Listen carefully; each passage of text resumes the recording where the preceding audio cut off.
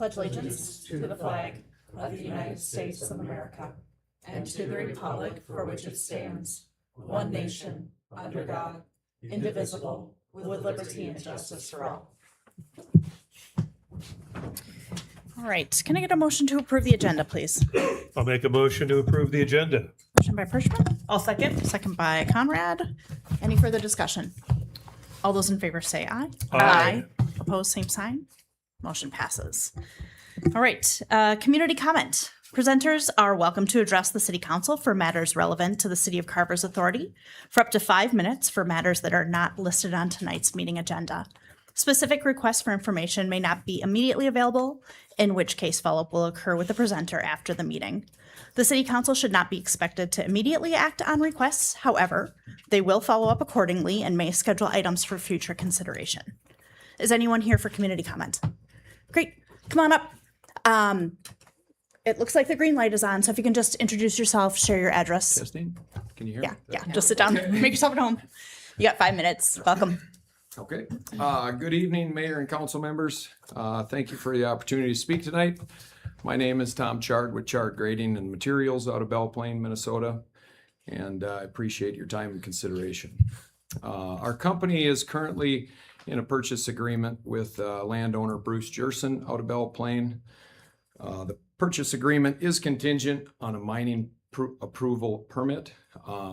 His land is 36 acres and it is out by Halsey and County Road 40. We understand this is an important decision and we take that responsibility very seriously. Aggregate is one of the basic building blocks of every community. It is used in roads, utilities, schools, homes, and businesses. Every extra mile that gravel has to be hauled adds costs to the public roads, infrastructure, and private construction. By maintaining a responsibly operated local source, we help keep construction costs more competitive, stretch taxpayers' dollars further, support local jobs, and reduce unnecessary truck traffic in the area. While there are other operations in the area, our region continues to grow and the demand for aggregate grows right along with it. If we don't responsibly preserve the access to our local resources now, future projects and future generations may face higher costs and fewer options. Responsible long-term planning means keeping those options available before they get lost. An example, covered up with homes, etc. We are committed to operating responsibly, minimizing impacts to our neighbors, and complying with all permit requirements the county, township, and the city would have. We want to be a company the community can trust and work with through the entire project. Just as important, this isn't simply about mining aggregate. When the resources are being removed, our plan is to reclaim the property by bringing in suitable materials, compactable fill, and restoring the land to a condition that is more usable and valuable than it is today. Our goal is to leave behind the property that provides opportunities for the future development and long-term community benefit. We are also, as a company, open to any ideas whether the township, the county, or the city would have for future desires of that property once it is mined and reclaimed. We recognize that questions and concerns are a natural part of this process, and we are committed to listening, communicating openly, and working with the city and whoever's involved throughout the life of the entire project. Thank you again for your time and consideration. At this point, we respectfully ask for your support in this permit application, and we welcome any direction on a path forward. We also look forward to working together to make this project that benefits the community today while also meeting the needs of our future generations to come. Thank you. Thank you. Yep, I do have a plan. I'm not sure if you know. We just have it X'd where the property is. If you guys need that, or I if think you we wanna already do it received later. that. Yeah, Okay. we received that in an email. Okay. Thank you. Yep, thank you. Thank you. Thank you. Anyone else for community comments? All right. We have no presentations and reports this evening. We have no public hearings. Can I get a motion to approve the consent agenda? I'll make a motion to approve the consent agenda. Motion by Pascal. I'll second. Second, thank you. Second by Conrad. Any further discussion? All those in favor say aye. Aye. Opposed, same sign. Motion passes. All right, business items. We have the design services agreement for the public services facility. Mr. Simmons.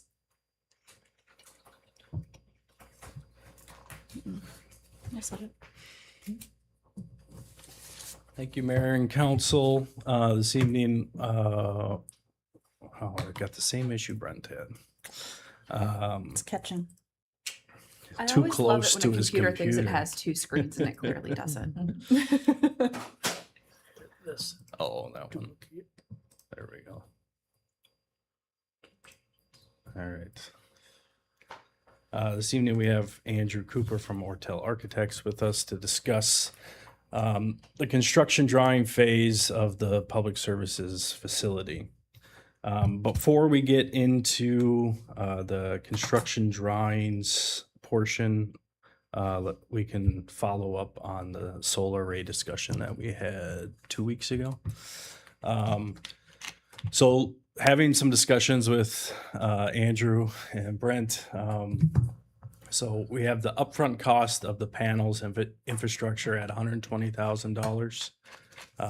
And baked into the cost of the building, there was a $78,000 enhancement to the roof structure to carry the load. So if you're going to put solar panels on the roof, it's basically $198,000.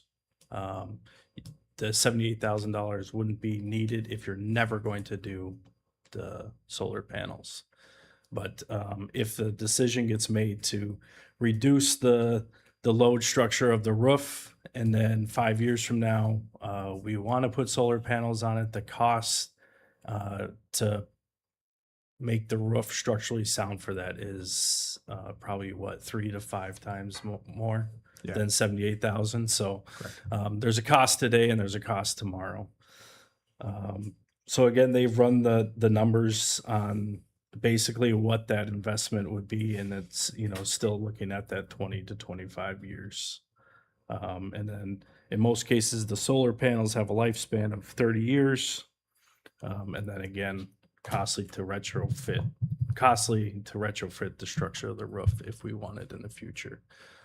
So if council has any questions, Andrew's here, he can answer anything, and we can gather some more information too. So I sent a number of questions over earlier today. Do you have those? Or you can run through some? That's awesome. Okay. So I'll kind of take some general information, kind of answering your questions holistically, and then Sure. if you feel I did not answer your specific question, go ahead and fire it away. As Andrew mentioned, the structural improvement, I'm going to kind of go top down here. The $78,000 improvement is just a weight, a material, additional weight of steel that is necessary to enhance the roof structure. It's not labor to install any more roof structure. That's already built into the project cost. And so that value at $78,000 is just a material cost. The $120,000 that we have estimated for the solar array is the panel, the framework that the panel sits on, and the roof ballast that holds it down on the roof. So, and that also includes the interconnection of that into the building. The model which we used, it's called PV Watts. It's a very early design stage kind of thumbnail software that says how much square footage you're dedicating of the roof or the building project to solar. It takes into account where the building is located, so exposure based on latitude and longitude for solar net gain days, the average amount of daylight that is received in our area, also considering weather trends and historical data. And so that is where the 40 kilowatt design system, the 40 kW system that we are kind of forecasting on the roof plan generates about 50,000 kilowatt hours based on that model. So how much daylight is it going to receive during the course of a day all year long? How many days are rained out? how many days are snowed out, that type of scenario. That's where that 50,000 comes in. What we then used for a rate was from Minnesota Valley with their cogeneration rate schedule for the large commercial building is roughly 8.5 cents per kilowatt hour. So that 50,000 kilowatt hours at 8.5 cents is roughly $4,500 per year. So that is what generates that 20 to 25 year payback. It's actually like 24 right on the button for $4,500 and per year over the $120,000 investment. The reason why we give a range of 20 to 25 is because sometimes those rates go up and down, and it's 8.57 cents. So we just kind of factored at 8.5. And the 50,000 kilowatt hours per year, because it's so early thumbnail, that plus minus, that's why we give the range of 20 to 25 years for payback. What we don't factor in at this design stage is a full life cycle cost analysis for the solar panels and the energy that they would generate over the life of the facility. So as panels get older, they do degrade in their ability to generate. That usually washes out with rate increases from the utility. So you're taking one and elevating it, and the other one is decreasing. It usually ends up at that average. So we feel pretty good at this design stage with that kind of thumbnail ballpark of that power generation and that payback. Real quick on the structure then, I think I basically covered most of your questions there, council member. But real quick on the structure augmentation, if we went to like a 5-year example, it's probably going to be more along the lines of double, maybe a little bit more than double the initial $78,000 infrastructure cost. So if you just went like a 5-year plan, 5% material escalation on the steel, which for steel is probably a low escalation, that roughly ends up to be about $100,000 in 5 years. And the labor to install those pieces is usually about 50% of the material cost. And what they do is a structural steel provider will fabricate the pieces necessary. They will get on a lift, drive throughout the building and lift themselves up, and additionally tack on additional steel to parts of the joist to reinforce it where that steel would be necessary. The $78,000 you see here is to augment the entire roof for now. It's $78,000 later to do it only where you're going to do the roof, the solar system, the solar panels, not the solar system. We're not putting the solar system. That's a really much heavier system. We can't afford the that's solar basically it. system. So, you know, that becomes a very localized then reinforcement of the roof. And so that's where you're going to have to place those panels. Right now, that $78,000 is covering the entirety of the roof structure. It was about 45,000 square feet of roof. So about $2 per square foot premium for that. Which is also to say that would give flexibility on the location and amount of panels in the future. Correct. And the reason why we start at this design stage with a 40 kW system is because that is the limit of the size before you need to start metering the solar system or the solar panels differently from the rest of the building system. Once you get above that 40 kW, all utilities, but Minnesota Valley also has a range between 40 and 100 kW where they have different rates and different interconnection agreements with the building owner, where they will meter it separately and have the ability to run that system and how it feeds into their utility and how it impacts how you buy energy from them. So we start with that 40 kW. and we don't have a roof plan in the presentation today, but it's a very small, that 40 kW is a very small percentage of that roof. Right. So that rooftop, that 45,000 square feet can fit a substantial amount of solar on it. We're just right now looking at what that 40 kW would do. We have not fully scheduled out the building electrically. So we have a really good idea based on previous projects, initial discussions we've had with Andrew and staff, and with the design development phase, generally how many outlets, what kind of outlets they are. We know the lighting design, so we know within a pretty decent range what the total electrical load is on the building. But we don't have all of that scheduled as yet. So we can't 100% say what it would be, what the solar, if it fed directly into the building, what it would be specifically used for. What we're able to say is that that 50,000 kilowatt hours would power about 80% of the lighting if the lighting is on all the time, all day long, year round. So that's kind of, you leave the lights on all year, about 80% of the time, you're going to be able to cover that power demand with that 40 kW system. Now you're not leaving the lights on all day long. Then, so there's not, we're not looking at how we would model what is actually being used within the public works facility. The challenge with public works facilities is that there's a lot of high power demand and it's not constant.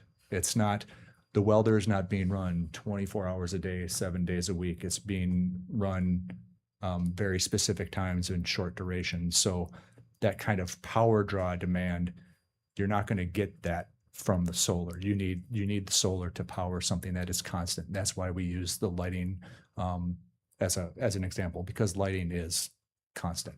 But in the summer, it could also be powering the air conditioning, It which is running yeah. heavily in the summer. Depending on how the electrical load is being used Yep. Day in and day out, you can use it to power other things within the facility other than just lighting. Correct. So I would like to go through these questions, Sure. but I Yep. don't want to stop you if you. No, that's kind of my preamble to cover. Okay. So the first question was, at the last meeting, we talked about this cost, the $78,000 being baked into the building. Mm-hmm. So it's fortified for whatever we choose to do in the future, whatever solar looks like. Mm-hmm. It was a 20 to 25 year recovery at $120,000. Correct. Now we're talking almost $200,000, and it's still a 20 to 25 year recovery. Because the way I view the structure is that it's the minute you decide to put solar on now or in 5 years, the recovery of that is immediate. Or you can look at it on what the cost is in 5 years and kind of amortize that over 5 years. But what we're looking at terms of the payback, because I can't really model an energy payback on structural steel, but I can model a payback on how much power is being generated from the solar panels. Understood. And that's So why if we make a decision, though, that we are going to, it was already built in, we don't know what solar looks like in 5 years or 10 years, Mhm. but we do know today it is a lower cost than liquefied natural gas, than coal, than other things. That's why we're seeing so much of it. That's today. So we make a decision that will allow the building to give us the flexibility to do what we need in the future.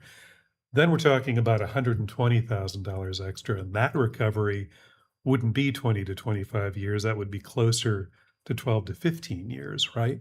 Because we already made the decision to do the roof. Now we're talking, in the last meeting, $120,000. So the recovery on $120,000 over and above what we were going to do to the building is a lot lower time, isn't it? That was the question, the Yeah. specific question. I see what you're saying. I think the only thing I can say in terms Yep. of the math is that the $120,000 you'd invest for the solar panels would negate you having to buy power from Minnesota Valley at 8.5 cents per kilowatt hour. All So right.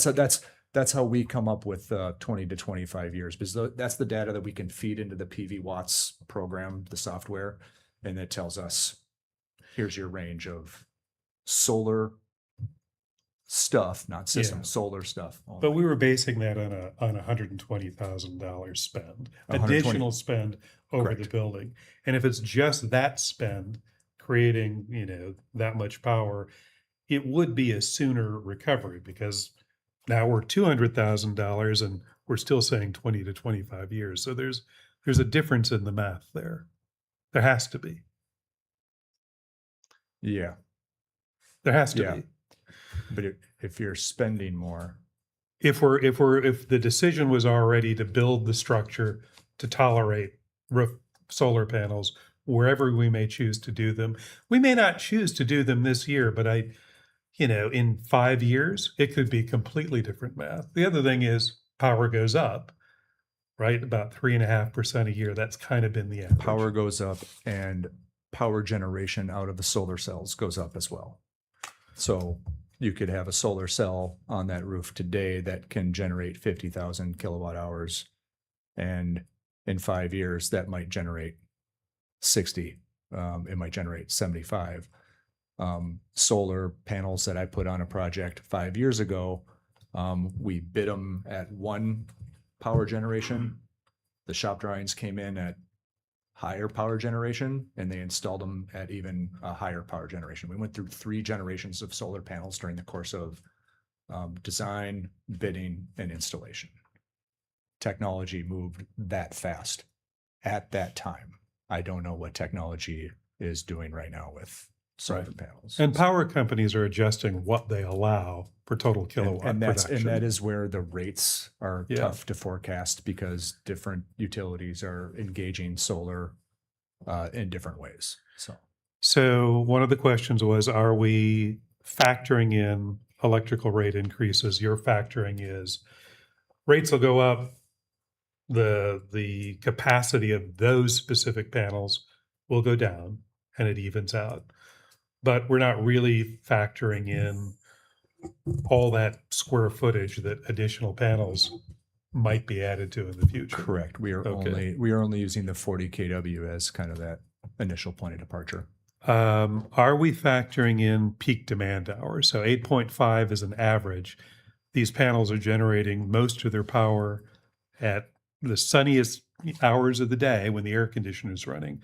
Are we factoring in peak demand rate? The primer from Minnesota Valley Electric is the rate they give you. So period. we're not experiencing any fluctuations. They don't. According to the 1-page document that they sent us, that's the rate. If they say that we don't get a peak charge, great.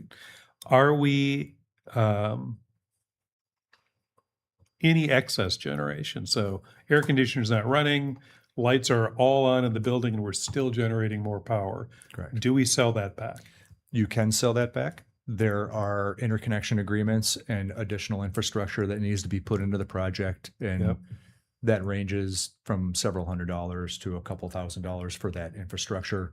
And then Minnesota Valley will buy that back at just under 2 cents Okay. a kilowatt hour. Was that factored into any of this? We did not calculation? factor into that. Okay. No. So, and that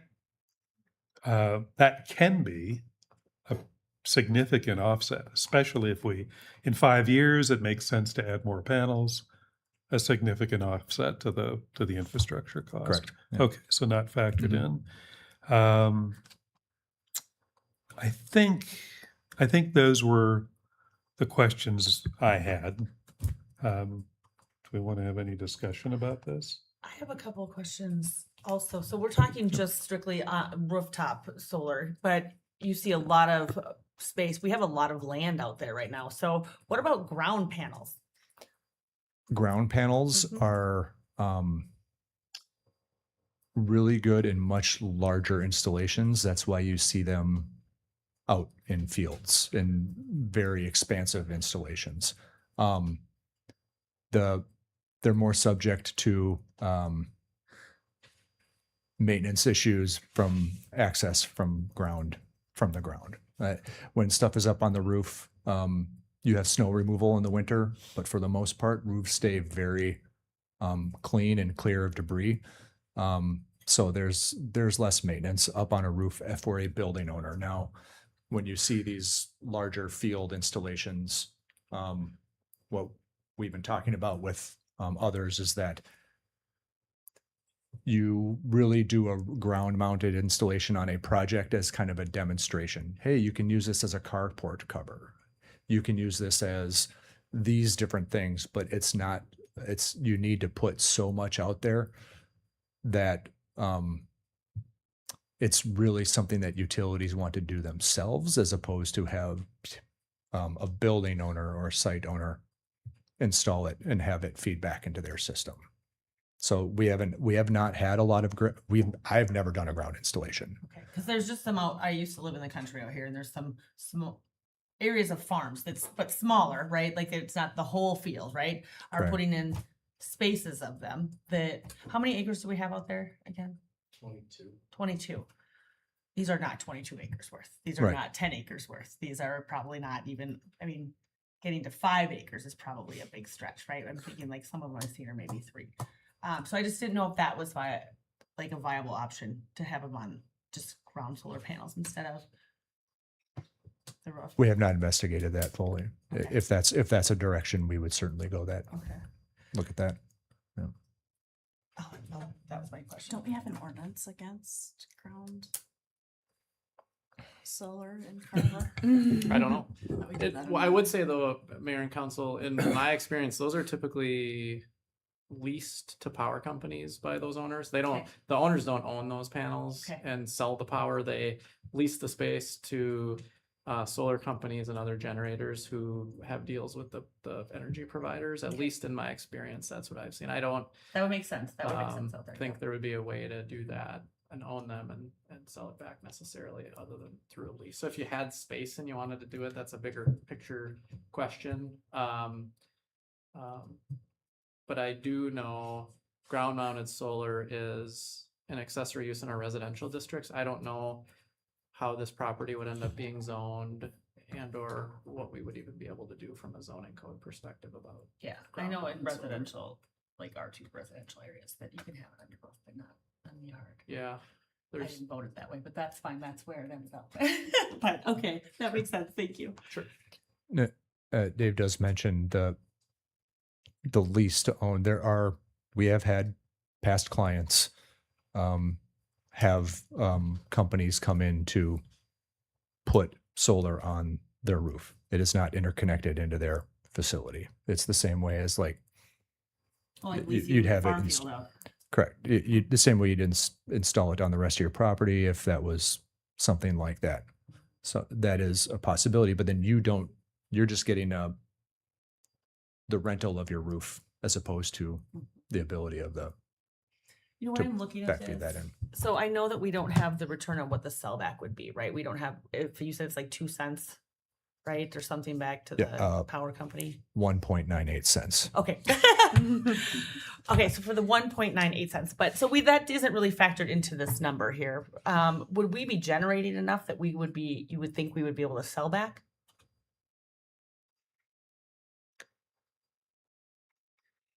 I can't say you wouldn't, but Mm-hmm. I also couldn't say you would. The model right now shows that if the lights are on all day long, we would be able to power 80% of those. The best anecdote I have is from our New Ulm project with the National Guard, where the city who owns their own utility currently shuts their solar panels off because they are generating too much power to feed back into the system, and they can't handle it.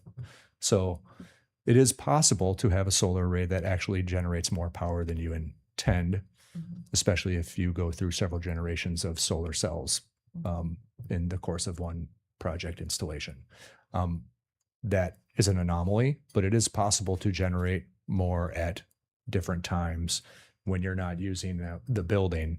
That's a part of that interconnection agreement with Minnesota Valley that you would have to discuss during the construction documents phase to understand what that looks like at the transformer and what that looks like at the building panel as well. So we know what kind of equipment needs to be planned for, what kind of shutoffs are there, where everything is connected, so that even if it doesn't get done today, there would be the space to do that in the future. Okay, so when I'm looking at, Eric, I'm going to kind of point this to you because you had Sure. a lot of the questions about it. So I'm looking at, we're at possibly 25 years to see our ROI back, and we're looking at 30 years that we'd have to replace the panels. 5 to 10 years, right? So is it mathing? Are we getting there? Are we getting the bang for our buck if we are waiting that many years and being like, all right, it's all great, and now 5, maybe 10 years, maybe, right? So I'll give you some opinions. Yeah. First of all, I think these folks are in a really difficult position to make statements about the value of this system, what it generates, what you can sell back. Because anything that they have to be careful they're not making promises about the capabilities here. So we have to infer some of this. We have to discuss this. Two separate things. Maybe we look at it this way. I think it would be irresponsible not to spend $78,000 to fortify the roof for the future. That's the kind of mistake that past city councils made when they sized pipes.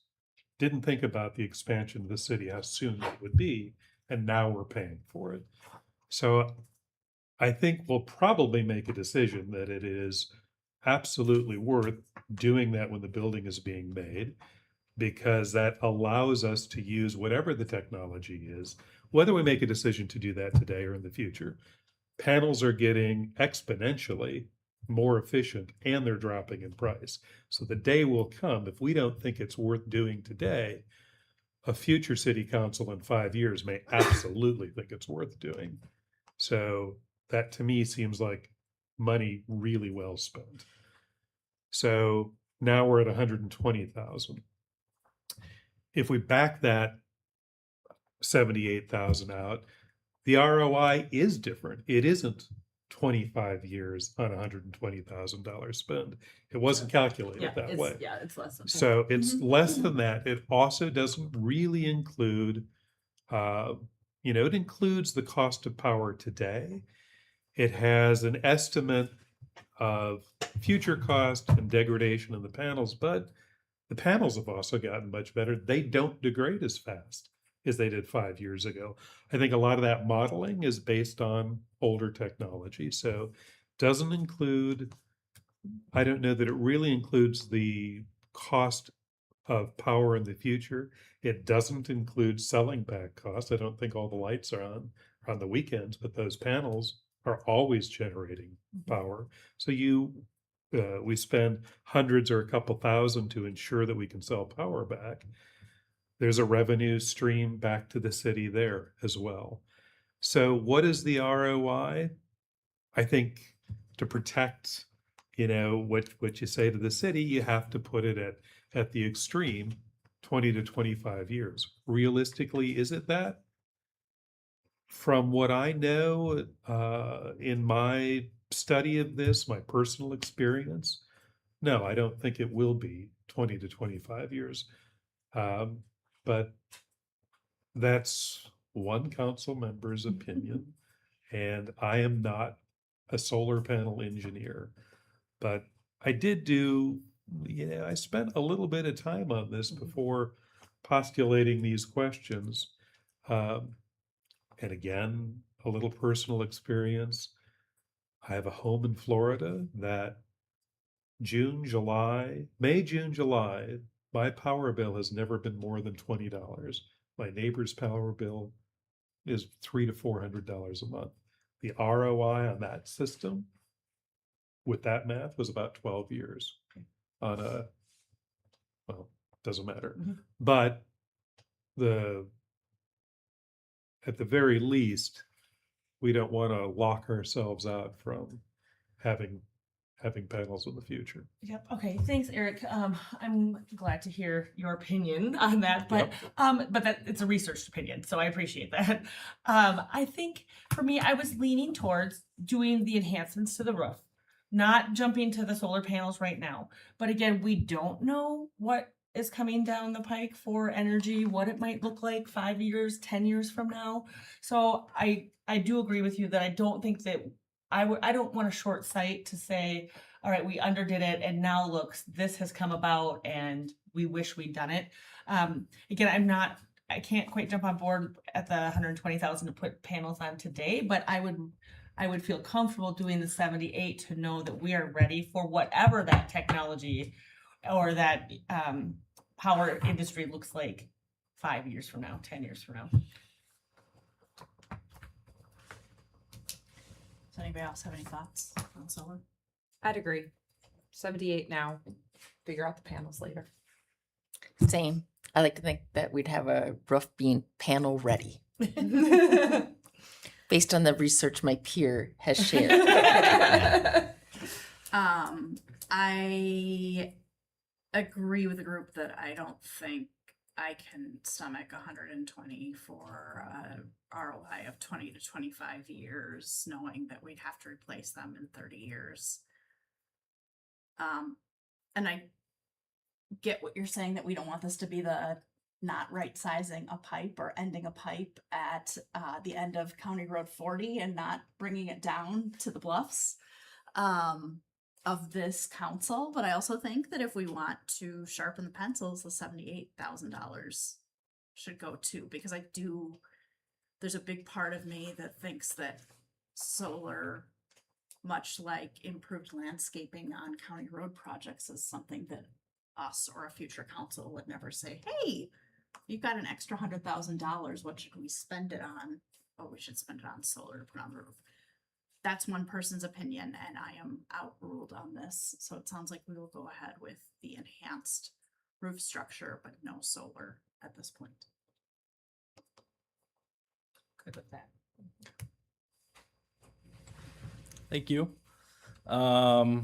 So moving on from the solar discussion, we're going to move right into what are construction documents. That's the phase that we're going to be moving into. And so we're really, Andrew can probably explain it better than me, but in my opinion, we're like we have boxes designed for our building space, and now we're really going to get into the actual details, and Andrew can take it from there. Yeah. So thank you, Andrew. The construction documents phase is where we get into a considerable more amount of detail. And it gets down into picking out what are the poles on the cabinetry. How are the pipes sized down at the end of the line, and hopefully that they're big enough for building expansion as well. So those types of details are what we will engage in. Our engineers have been engaged in, like, the solar design thumbnail engineering. This is where they actually do the calculations. They are sizing pipe down to the 1/2 inch. They're sizing and designing what the electrical panels look like, and structure is sized specifically for each specific condition within the facility. So it is the most amount of detail that we will go through.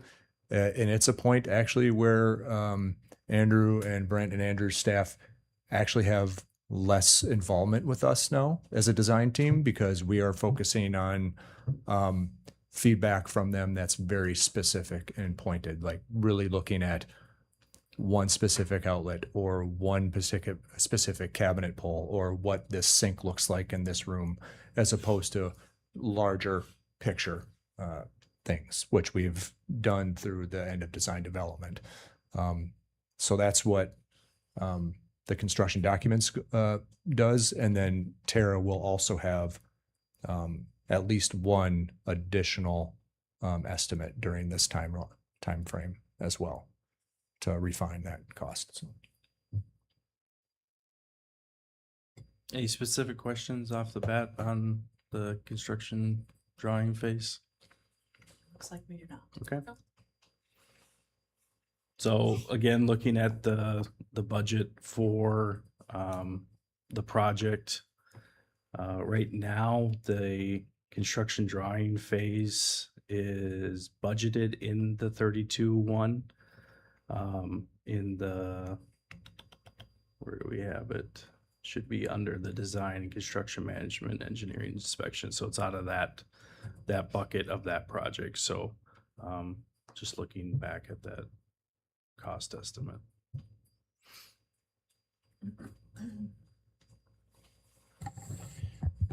I can jump into this part. So this slide is similar to what you've seen before.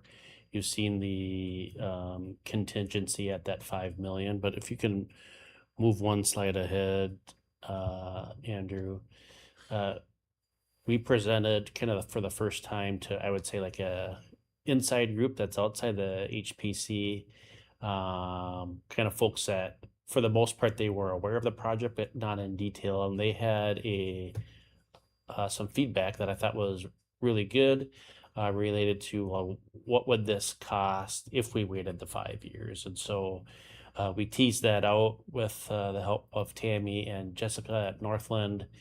And so using the estimate that was from the space study at that 41.4 million, what the debt service or property tax impact would be for those variety of home values. And so you can compare that if you go back to the previous slide, Andrew, to what you see now. And I think it gives kind of everybody on their own individual basis an opportunity to do a value assessment. Then going back to the other slide, ahead, yeah, that we still have work to do, and by the time that Tara does another cost estimate based on the takeoff from the CD phase, you'll have another input and comparison opportunity. So, Does the greens table that I'm looking at right now, does that include our projected growth? it does not. Okay. I think that's important for people to understand as well. This is what it would cost if this is how big the city is in 2032.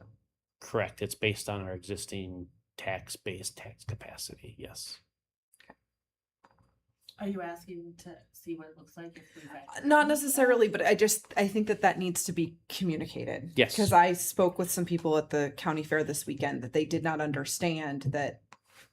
Because from what they were saying, I thought something like this had been presented to them. Sure. And they didn't we were talking about it and they were really concerned about this. And I said, well, you do know that that's based on the city today, not how big the city will be in 5 years. Yeah, we can make that notation. We Okay. chose to not try to speculate. I mean, we have documents that speculate Yeah, that out. and I but- understand not speculating, but to communicate that Yeah. is not included in this calculation, I think is important. Yep, we can certainly do that. And then just refreshing the council's memory on our engagement plan. So we're working with the Bolton and Mink team right now on the community newsletter. That should come out sometime in September. Then gearing up for the fire department and public services open house, and then our series of listening sessions. And then moving on to that process schedule plan. So we'll have an opportunity to do a check-in with the council with Ortel and Tara, but really gearing up for that first meeting in January to do a presentation of this CD phase.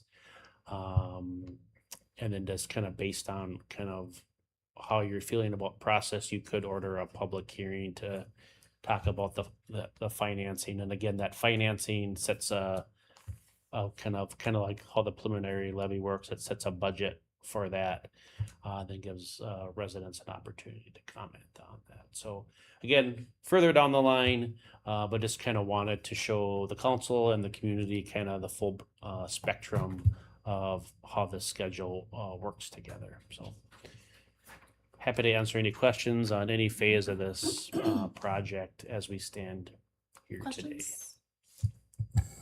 Or a motion? I'll make a motion to approve a supplemental agreement with Ortel Architects for construction drawing services in the amount of $677,750. I'll second. Motion by Conrad, second by Sarah. Any further discussion? All those in favor say aye. Aye. Opposed, same sign. Motion passes. All right. Let's go back to our work session topic, talking about, thank you, Andrew. Sorry, that was a real quick exit. All right, see you. Bye. Thank you. Okay, work session topic, we were talking about the 2027 general fund budget, the first draft of that Ms. Schutte shared with us. Again, this is kind of going into the kitchen table conversations. This is the first time that we have seen kind of a real budget for 2027. And if anyone is interested in that presentation, that is in the video recording from our work session that happened earlier tonight. We are now at the point where we will talk about it and provide feedback. So who wants to go first? I said a lot of things in the work session, so. Go ahead, Lori. I can go first. I have feedback on our partnership with the Chaska Rec Department. Looking and seeing that it will be anticipating a over $7,000 increase. And then also, and it was explained how there's around maybe 19 to 20,000 additional when you look at what was at the end of the presentation. When it comes, that would be for the programming or I don't know that I'm explaining that right, but I understand there's additional things they provide for us. I am open to taking a break from that partnership for several reasons. I don't know if we're really getting the value. And sometimes you just take it away and then you find out how bad people missed it. It's maybe not the best strategy, but every year we entertain, oh, are we getting the value or are we not? I don't even think, especially knowing if it's anticipated for this, and I don't know enough about the details of the changes they're doing. I don't even know that we're going to get like $7,000 more worth of value. I almost feel like we'd get less value in the next 2 to 3 years. So I feel like it'd be a good time to just pause. Lori, one thing that was talked about, it's been talked about in the past too, is that all the residents are paying for this, right? So, and this is not your utilities running. This is not your streets being plowed. This is someone who is choosing to use a facility outside of the city limits of Carver, that the entire city is subsidizing. There's a flip side to that says some of this we can't provide right now, right? So I think it worked, and it works some for a while. I feel like every year we've asked, what are we providing? What are we getting? And staff does their best to get all the answers from us, but I don't feel that we're getting everything we should from Chaska, not just on the reporting side, but some of the services side for this 100,000. They tell us it's because they're willing to give us a resident rate. Certainly that's nice in some instances, but I don't know what percentage of City of Carver is using that at this point. There's different places now. You're going to Lifetime, you're going to a Snap or wherever it might be, you know what I mean? And I know there's different programs that they run there. So it would certainly affect some people, but it wouldn't affect every person in the City of Carver for service wise. If we didn't have it, I don't know that I think that it's super equitable. And I don't feel that I have gotten like the answers from them on the value of the money we're giving them every year, and it keeps getting higher and higher and higher. I mean, things go up, right? But $100,000 is a lot of money to pay to another community for services that are optional. I agree. Especially with the new construction going on at the community center, I anticipate that this is going to go up quite a bit when that happens. And while I love the beautiful drawings they have of the new community center, and my family utilizes this. My family in the winter, we have a Chaska Community Center membership, but I don't think that our value getting that is that cost difference that we're getting for it is worth the almost $101,000 that the city would be paying for it. So the question I asked in the work session was, can we get a report of the aggregated benefit of what Carver residents are receiving? I think it makes sense to request that and see that. Because if it is a low number, there are other programs that they put on that our residents benefit from.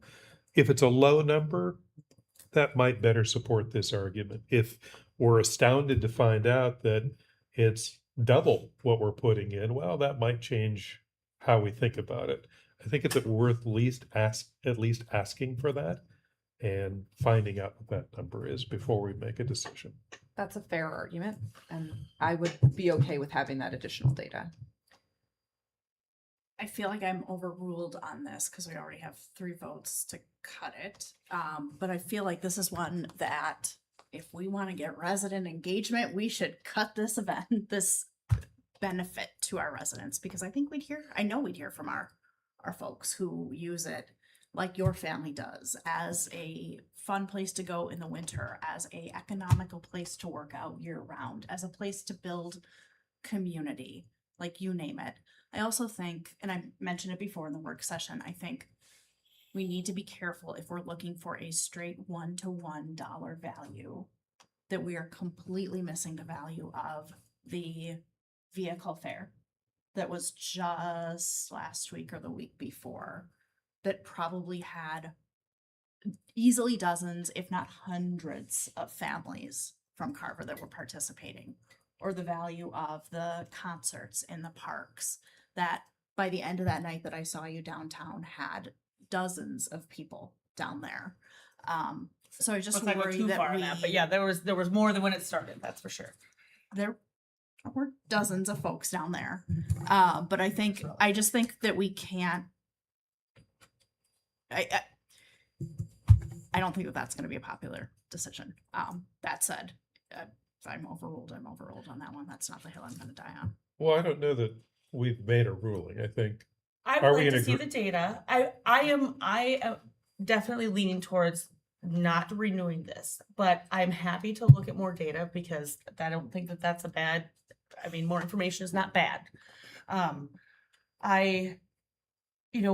Yes, we'll get some resident engagement from this. We're going to get some resident engagement if we have an 18 point something tax increase. I mean, we're going to get this is a hard year, right? Like I think this is the hardest when it comes to tax increases that we've ever had. So to me, it's worth looking at. I'm not in favor of keeping it. I'd like to see the data. I think that makes sense. I know Kayla said she was fine with that. Before we say no, let's slash it this moment. Okay, let's put a pin in that and do you have any more comments? No. That was your only thing in the Yes. entire budget. Okay, Eric, do you want to go next? I think I asked my questions in the work session. Okay, I don't have anything else. okay. Kayla? I would also like to add to what Christy said, that there are, with this 18% levy increase, I'd like to see some of these capital purchases pushed. I know that, we're looking at maybe needing a new transmission if we do that, and we're reducing our recovery, monetary recovery when we auction some of these things off, but we have got to make cuts somewhere to this budget, and we can't make it to personnel, and we can't, there are places that we can't make it, and pulling some extra life out of these capital purchases, out of these capital things, is a place that we can make these pushes. Because 18%, when I saw that number this afternoon, I got this morning, I got quite a lot of heartburn. So, Do you have a dollar amount that you want to see cut?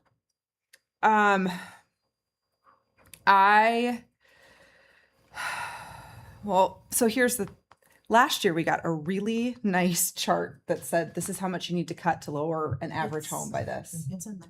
It's The dollar amount is cut in there. no, the dollar amount to lower the percent to the levy is in there. Correct.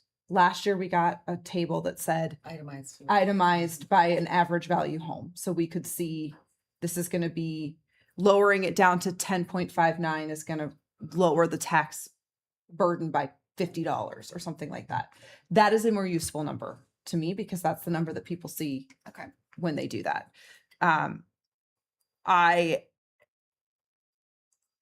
we are working really hard to make the jump if and when the public facilities building goes through to be minimal.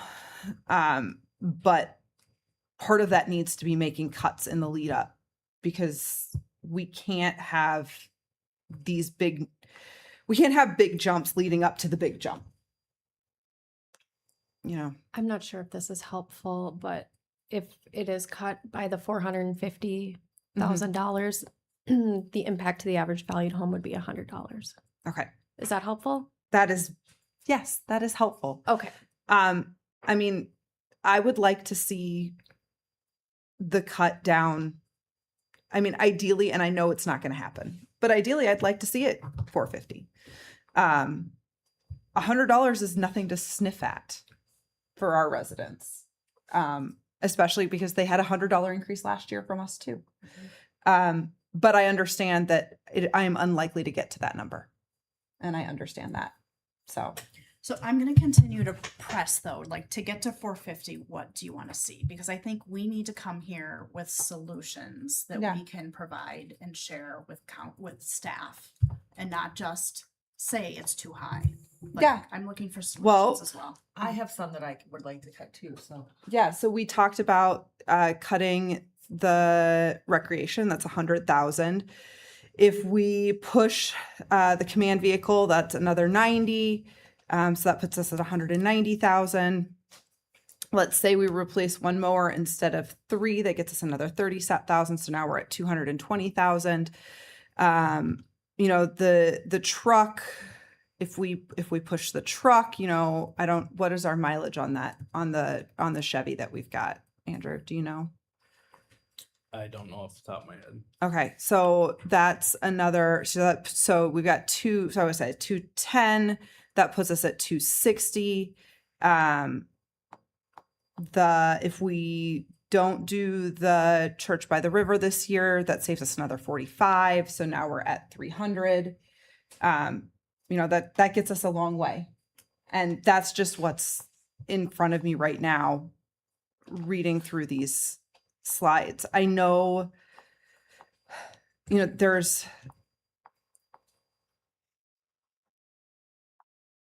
we want to be able to keep some of these things up at a higher pace, but lowering the capital improvement levy temporarily would go a long way to being able to get closer to that 450 number.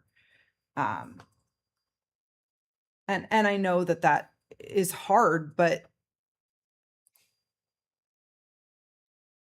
that would be what I would want to see happen is cutting some of these things that are hard.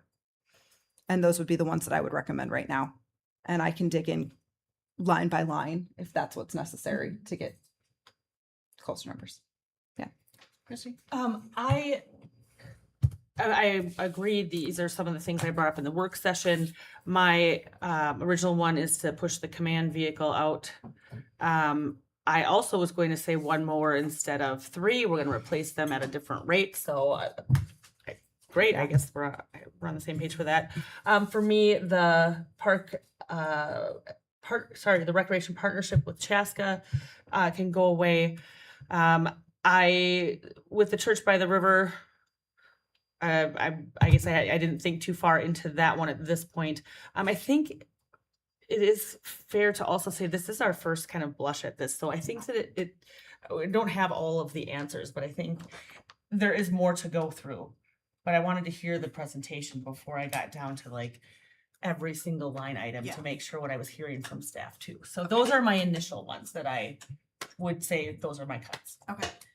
Thank you for that. I think it's helpful for staff because I think we can say it's too high. And they're like, cool. Okay. So I need action. I'm going to press you guys. I'm going to press all of us for actionable feedback of, you know, even though I don't take out the recreational services agreement, take this out.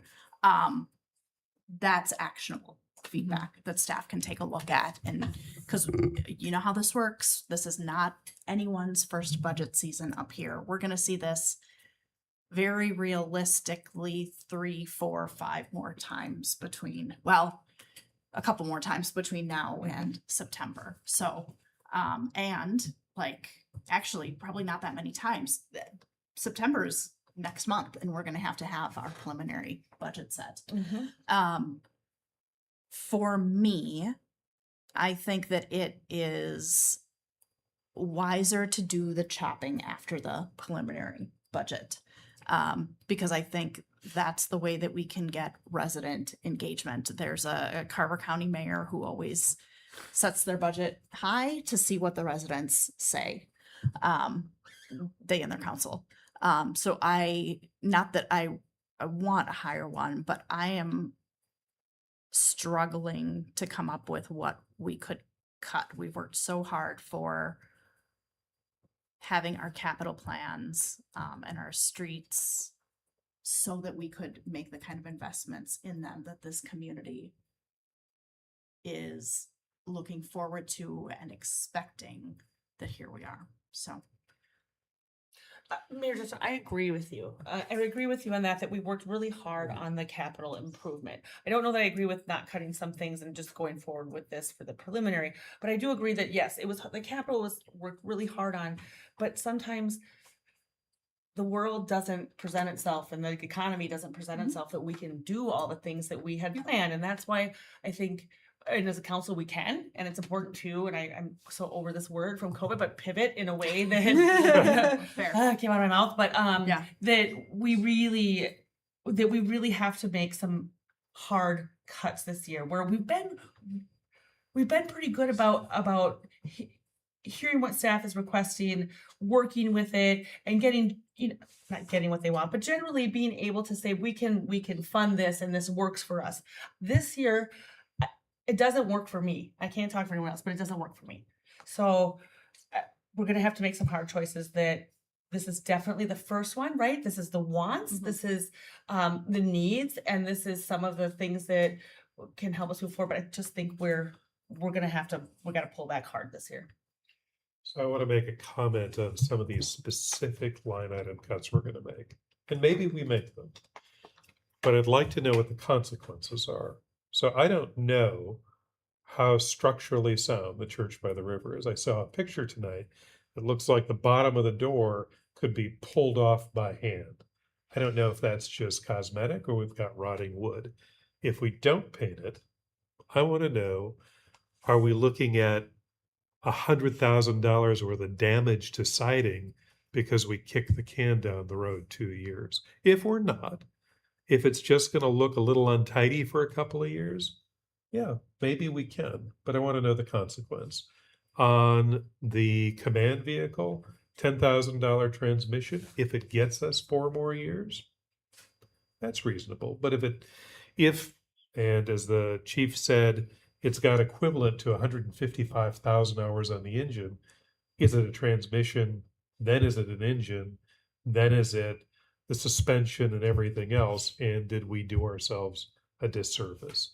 So let's know the consequence. The mowers sounded like we're not sure. Maybe they could go longer. Maybe that is a place that we can refurbish and get X number of years. And I don't know if we have a program in place. I don't want to go too far down that. What our equipment maintenance plan could take those out to. The Chaska Community Center, yeah, that's why I'm asking the question. Are we getting that aggregate benefit? Because people will be unhappy. But if the discount that the community receives is $30,000 on $100,000 spend, that changes my opinion. If it's $200,000 on $100,000 spend, then we have another discussion. So let's better understand the consequences of those line item decisions. I think we have time to do that, but we've captured a few, and maybe we could get those consequences. The other thought here, though, too, is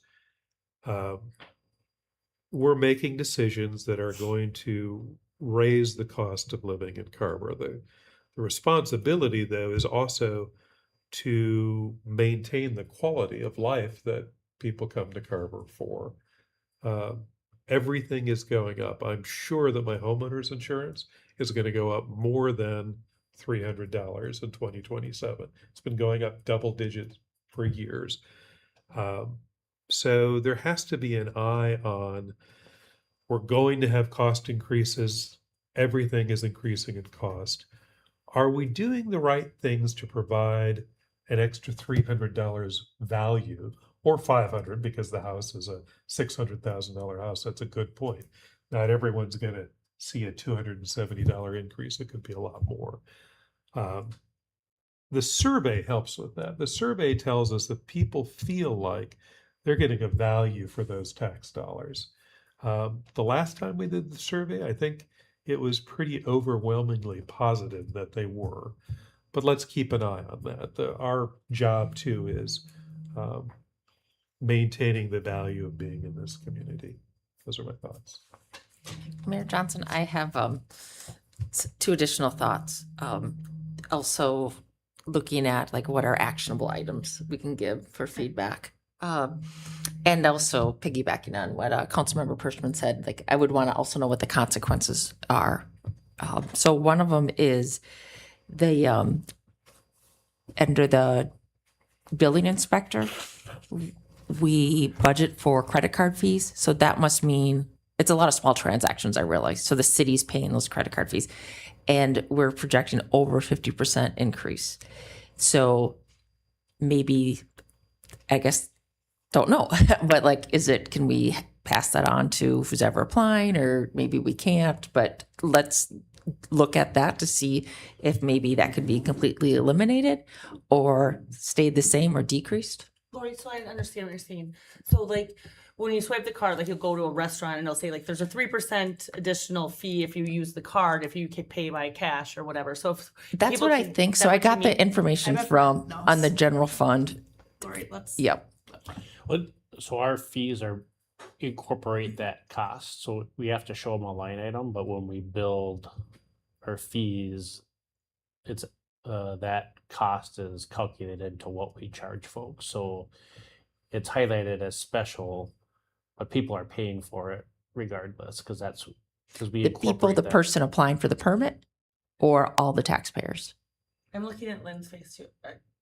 So like, let's say it's 5%. So if I use my credit card to pay for this permit and there's a 5% fee at the credit card company, we tack that 5% onto the permit that they're paying for. So they're covering that 5%. Not individually, no. We take all the fees that we are charged for a year on any specific service. So water bill, building permit, etc. And that cost of that swipe fee and our staffing fee, or staff and insurance and fuel and vehicles is all put into a big bucket. And then from that bucket, we arrive at what that cost for that service is. And the cost was $4,000, but we're budgeting for $6,750. Right. So I guess my response would be is you could start charging the individual user that, but then the charge for that service I would argue would be prorated come down. So yes, someone who is paying cash or check, might be paying for that.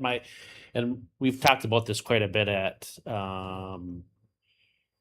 just as a staff level, because there's different points of view. I've always, and we'll take the direction from the council, I've always advocated, especially in 2026, that when I go to fill the blank gas station, if they'd want to charge me 3% more to use my debit card, I would find another gas station to go to.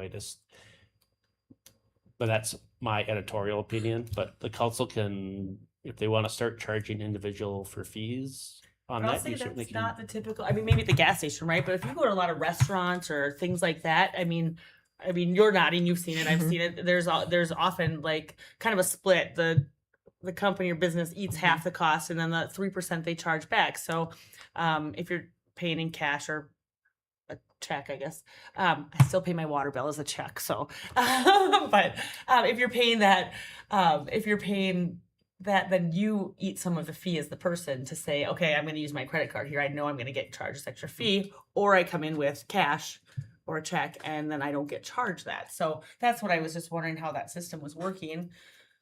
So Brent, what I'm hearing you say is that we have included the cost of service fees in our calculation when we set our rate. Correct. Okay. And you could depart from that.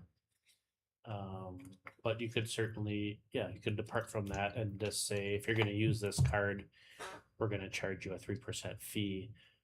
My only response to that would be it's just going to change who's paying for the fee, but we're not gonna make any more revenue. Yeah, it just caught my eye because it was a significant increase from one year to the other year. And then the other one was with our seasonal staff. It looks like we're planning for over 3% increase for the wages.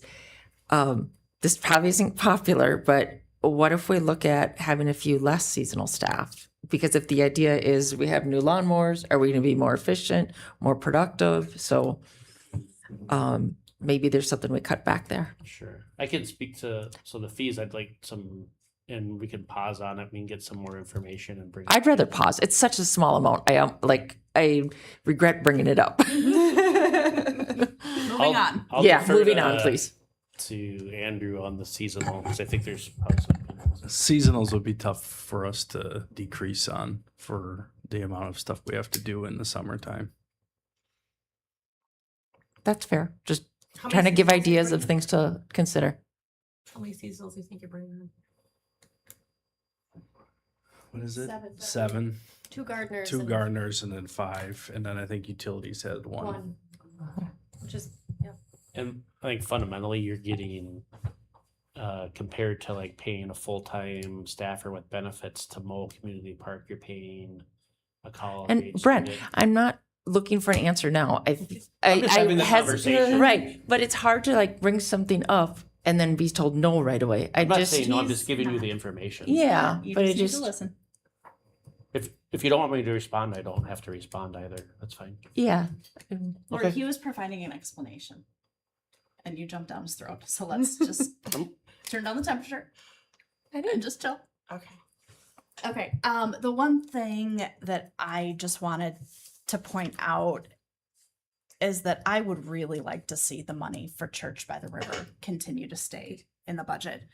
We do a lot of talk about our historic district and what a point of pride that is in downtown Carver. We do a lot of talk of what it's going to look like for somebody from Scott County coming over that Merriam Junction Trail Bridge and seeing our downtown. And we've also done a lot of talk of it's not an awesome vista right now. I think if we can do anything to level that up and a new coat of paint on Church by the River, which is really looking not awesome these days, I am totally in favor of that. The doors are wonky.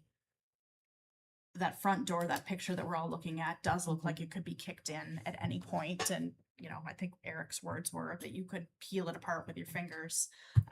Let's not let it get to that point. Can I ask a question then for the $75,000 worth of repairs? So, like, I'm thinking about an estimate I got to paint my house, which isn't. We don't obviously have a steeple on it, but it's a, you know what I mean? It's in the historic district. And then obviously a new door. I just, 75,000 feels like it's really high. So I know it says siding repair. Like, is there something I'm missing about how much repair besides the door that we need to do? Because I'm happy to, you know, this one was one I wasn't settled on either way, Courtney. So I'm happy to like really consider this one on which way to go with it. But I just 75,000 for what I'm seeing, it seems high, but that doesn't mean I'm seeing everything either. I think there's a lot of detail work up top Okay. where a lot of those we should have the architect here to describe all those features. But I mean, there's a lot of slats and there's a lot of vents, and a lot of those boards look very suspect to me. Okay. So I think we can work on getting a cost estimate, updated cost estimate for what, you know, some of those items would be to tackle. Okay. But I wouldn't be surprised if it was, 75 is right on. yeah. Okay. Okay. And then plus it too, it's all one color. So I was like, they're not switching for trim. I'm like, so I don't know. Okay. If it's something you want to, if it's something. Well, I mean, we should get an estimate if we're going to do it next year anyways. Right. Right. So Okay. it'd be probably a good time to So get you'll it grab a done. couple different ones. that and Yep. see what's competitive for that? Okay, thank you. Schultz has gotten a few estimates, so Okay. that informs that number, because Yep, I asked the same questions that you did, so, but we'll, if it's funded, then we would get some more at like current estimates. These are probably a year plus old. okay, okay. And then too, I know you were talking about the slats and stuff up on the steeple there. That I believe is really a great bat house now. So is it something where we don't need the slats anymore and we can just wood it, like put, like wood them off? I don't know. It's a historic building. I don't know if you can do that or not. Maybe the State Historic Society can tell, or Preservation Office can tell us that. But does that keep for future that too? Like we don't have to worry about that any longer, right? So they just become kind of a decorative piece. It's hard to show Can you. something be put behind that? That's what I mean. prevent, Yeah, or behind it like too. metal or yeah. Or even if it's something that kind of secures it up. But I don't know if that makes any difference. But the slats, I'm sure, because there's some that look like maybe they're missing or deteriorating. So get your rabies shots. I don't know. I just, if there's something, I mean, it does need a good power wash, if nothing else. Okay. Any other feedback for staff on the draft budget? We're looking at the sheriff's office again. Oops, I just had it. Then my screen, I flipped it to the different, where was I at here? Sorry. There's a couple of questions I had about what they have on their sheriff's office. No. Law enforcement, there we go. This is page 33. So we're looking at a lot of this and we're paying for like dues and subscriptions. We're paying $12,000 for dues and subscriptions. What is this? There's just some numbers in here that don't always make sense to Just me. trying to get to the page. Sure, it's sorry. 33 on the. For the fire department or for law enforcement? It says law enforcement right here. Oh no, that was above it. Sorry. Dues and subscriptions under the fire department. I was looking at the header that was right above it that said law enforcement. We're fine. 'Cause I know what that's for. I know what the fire department one is for. I thought, what are we paying the law enforcement $12,000 for? Okay. Okay, last call. I'm gonna have to dig through this line by line, but Okay. We have 2 more meetings, right? So can you talk us through next steps? We'll see this again at our next. Yeah, I meeting. guess if the council's in support, what I would probably do with Lynn's support is we just develop some scenarios. The council is welcome to go through it line by line, but I think I have a good grasp of maybe a spectrum of choices, and so we prevent. We've had some success with past budgets of providing, like, I would call it different menus. So like if you want to be at this number, here's some examples of some things that you could cut to get to this number. And here's another menu that gets you to that number. And maybe you take a combination of maybe 3 or 4 of those menus to build something that feels good to you. Okay. Yeah. Sounds That good. works for me. yep, that works for me. Nobody's objecting. No, I know. I'm sitting back. I was doing couldn't the see same. anyone's faces, so I didn't want to be like, it's fine. And then Yeah. Christy says it's good. We're good. Yeah, so- I think we're good. Okay. Thank you for staying late. Thank you. That's what we're here for. All right. Let's see. Communications. Kayla, you want to go first? I do not have anything. Christy? I do not have anything because you covered the HPC meeting for me. Thank you very much. Yeah, no problem. Lori? No updates. Eric? Well, on Monday, I was at the ribbon cutting of Taco Bell. It was the first city event that my children thought it was important enough for them to attend, along with a couple hundred other people. I'm not sure the size of the crowd. We had an opportunity to meet with the CEO of Border Foods. He was there along with some leadership for the company. And I had asked, was this a typical response? And they said no. So people were excited. The community was excited to have it there. It was, and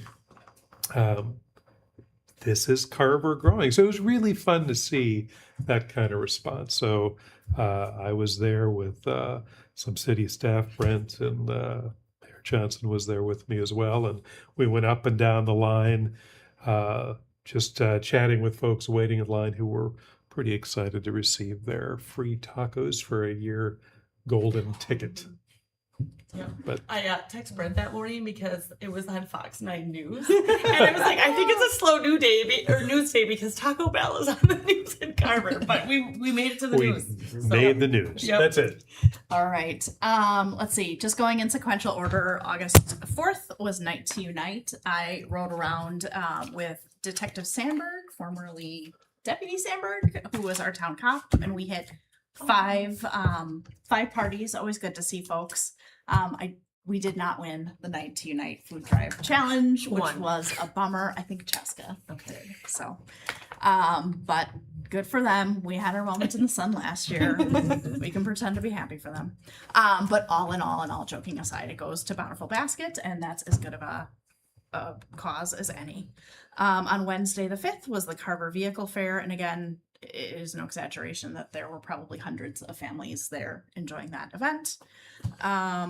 Let's see, my app where I wrote my notes isn't apping, so I'm kind of just going through here. We had a Carver County Mayor's meeting on August 7th.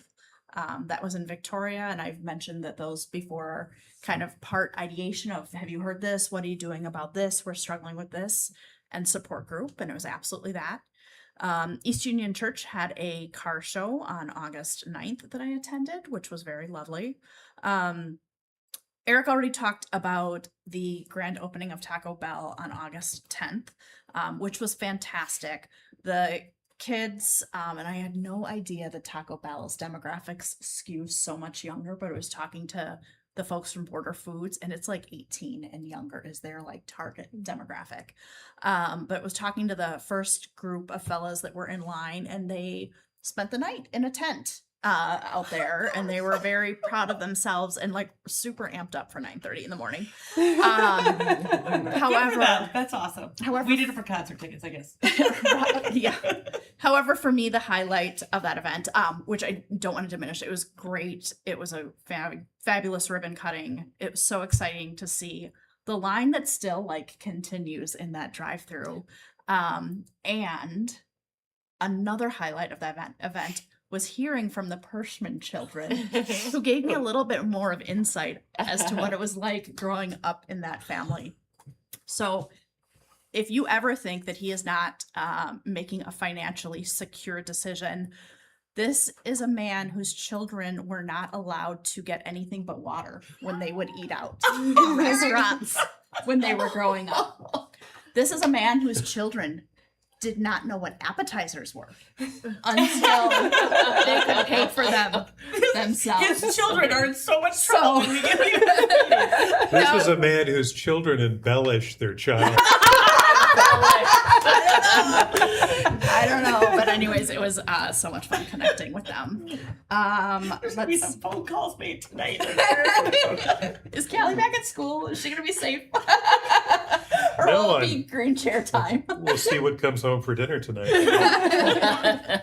Let's see, and then last week covered the HPC meeting, where again we went through the plans for both the levy and the public services building, and just had this really aha moment from Tim Gear, who was the one who suggested, like, what if we saw what it would break down to if we waited on this, and that might be beneficial in letting folks know like what the costs are if you wait. So we were all like, yeah, that's a really great idea. Why didn't we think about that? But like, just again, with socializing this with folks, just hearing the feedback, and it was all positive feedback. Nobody said, no, we hate this.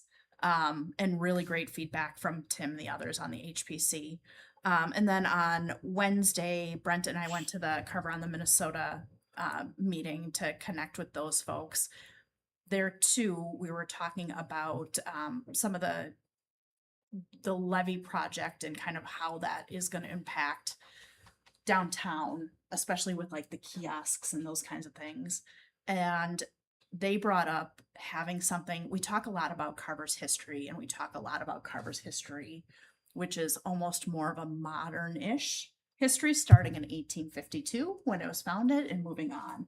And they talked about, what if we took a look a little bit further back and talked a little bit more about the story about the original settlers of this land, and talked about the Dakota history and those kinds of things. So another like, yeah, why don't we? That's like a really great idea. Why didn't we think of that? So again, like just engagement. When we sit in this room, we see way too often exactly how many people we have sitting in the gallery right now, which is exactly 0. So the one thing that I've learned is that we have to be proactive in telling a story and reaching out and asking for feedback, which I think we're going to do with the public, which I know we're going to do with the public services project, but we've also been doing with smaller groups, and it's just yielded really, really great results. So again, I think that is it. We're on list, yeah. I just want to, speaking of Carver on the Minnesota Council, I just wanted to shed some light on that specific topic that when we met with them, and I've sent a few just update emails, but the tugboat at the end of Broadway is located in what will be our future levee maintenance area. We also have a storm sewer pipe that's going to be installed as a part of that project. So we socialize with the Carver on the Minnesota that tugboat can't go back into its current location. There's actually Jimmy Fletcher took a video of that. So if you want to see what Christy and I looked like in 2011, A really long time ago. I wish I looked like that. So do I. Oh my gosh. But it's interesting. But my point is it's going to look a little different, and we've already taken one step. That old wood carving was actually of cottonwood and was deteriorating and pieces falling. So we talked about public services removing that just to prevent any additional vandalism to that piece. But this talked about that the Northwind, which is the name of that tugboat, was donated to the city in 2011. Its history isn't actually directly connected to Carver. It was from the Chesapeake and Potomac, was kind of where it originated. It was donated to the city, and started talking about what we should do with that. Do you want it at another park? Do you want to try to sell it? And so we do have to, not expedite it, but in short order, we're going to be having that project bid. And so there is a cost of, like Andrew did some pricing of somewhere between $3,000 and $5,000 to get a crane to move it somewhere. And so just wanted to kind of take the council's temperature on, is it a priority for you to like have it still in Carver, or would you be okay with having it sold? We're actually working on the purchasing policy, Dave and Lynn and I.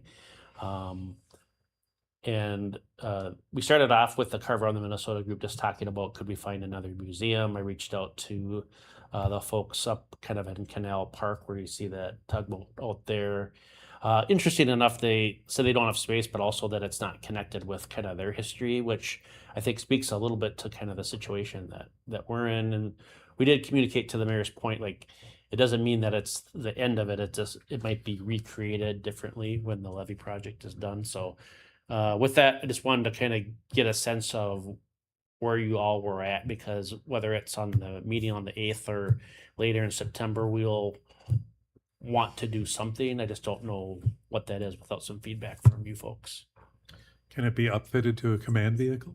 Oh my God. That's okay, creative. Realistically, I'll go. I have no emotional attachment to that. I've shared this with you before, and I struggle with it not being aligned with Carver's history or having any kind of meaningful connection. So on a scale of 1 to 5 of being heartbroken if it never lived in Carver again, and the opposite end of that spectrum, I'm a 1. So as the person who had to put that tugboat where it is now, we overshot the crane because we had no idea how much it weighed. So that's why you see the biggest crane ever coming on the video. And yes, it was about 35 pounds ago. So anyways, I see people stopping to look at it, and I think having interesting things like for points of just points of interest, I think are important. I mean, I don't have a huge attachment to the tugboat itself. I was thinking, well, could we put it down at Depot Park, which is obviously a train depot, but it doesn't fit really well there because of the water tower and the train. But then, because I was thinking of it more as like a park of those type of, I don't know. Historical memorabilia. Thank you. I was like, what's the good word for that? I don't know. Is there a place that it belongs anywhere? And if not, I guess I don't know. I haven't been able to come up with a wonderful idea, but I do like it because it is a point of interest. I do see people walking around. I do see people reading the sign. I do see them kind of looking around it and the occasional kid jumping around on it, but that can happen to any of our stuff. So I don't know. I think that's the rub, and they talked about that a little bit at the HBC of like, we don't really want kids on it, so. It has a having sign it that says don't, but. but putting it at a park where Yeah, there's Kids. that's what kids do at parks. Like, it's not really the fit. So, What anybody else? did they have a strong viewpoint either way though? Really? They thought to see if we could Get it uh, somewhere? get it to a museum. Isn't there some deterioration there too? I mean, if we're going to have to choose between money going to restore the church by the river or a tugboat, Yeah, I mean, I have Bolton and Mink teed up to do like a structural analysis on it, but in light of like costs, if the idea was to sell it and maybe someone takes it somewhere, maybe someone takes it and scraps it. I didn't want to expend any like city resources until there was a clearer picture of, and that was because I ran, not to put Andrew on the spot, but I ran it up the flagpole with Andrew about Depot Park, and he brought up a good point of like, we're going to redo that intersection. And the last thing we want to do is put it in a spot, and then in 2 years, we're like, oh, we actually have to move it over like 30 feet here because we have to move this there. So, is there trying to any- be Let's still put it on right by this. the boat launch and then just see what happens. So I do have a question. So the origin of this is the really East solid. Coast, right? Correct. So has there been any reach out to a historical society there to see if anyone is interested in repatriating it? What if it had historical significance there? What if it's a one of one left Sure. and maybe some organization there not only wants it, but would come get it? Yeah, Brian, I couldn't do that, and Brian Parker with Carver in the Minnesota was doing his own research. Okay. That's a great idea to reach back out to his point of origin and see if there is an interest. I have no big love to keep it. I have no big love to keep it. On Mayor Johnson's scale, I'm also a 1. Which I think is what you guys said too. Yeah. No big I love. remember the first time my husband went down and saw it, he was really excited to see the historical significance. And then everyone was disappointed when it didn't have anything to do with the city of Carver. The flowers in the back, they'll look great. They do. Yes, they do. Yeah. Yeah, what do you need from us? Thank you. Okay. Okay, with that, I would entertain a motion to adjourn.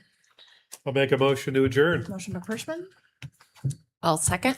second by Sarah. The pregnant pause always makes me think you guys want to stay here all night long. All those in favor say aye. Aye. Opposed, same sign. Motion passes. Good evening.